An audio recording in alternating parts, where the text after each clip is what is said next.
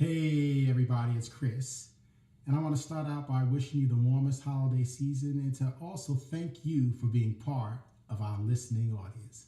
Man, it is such a pleasure to serve you, and this has been such an awesome year. I just thank God for his generosity and the topics that he's given us. I've been told by so many people how much it's helped them in their everyday lives and how transformative the topics have been. We are at a critical junction in our year as we're about to start our year-end fundraising campaign.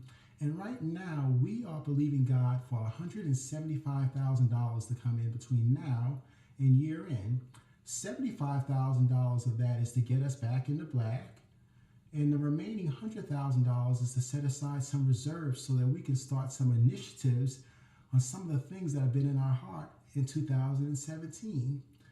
We've tried to be there for you throughout the course of the year, and now we're just simply asking you to please be there for us.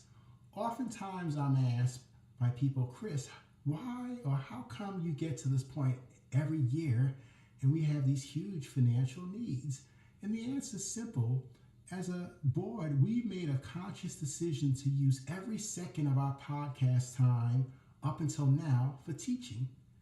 But now we're at a point where we need to start our fundraising effort. I'd like to share a personal testimony with you that I really hope will encourage you. In the beginning of this year, we started out with a goal of helping people in their finances. So we started out with two different podcast series, God's Financial Plan and Biblical Prosperity. And my wife and I put those teachings into place, and God has supernaturally blessed something that we put our hands to. He's blessed it in such a supernatural way that I no longer need to take a salary from the ministry. Now, this is a double winner because number one, obviously my family's blessed with the additional funds coming into our household. And number two is the ministry's relieved of having the stress of having to pay salaries, and now those monies can be used and allocated to us hurting people.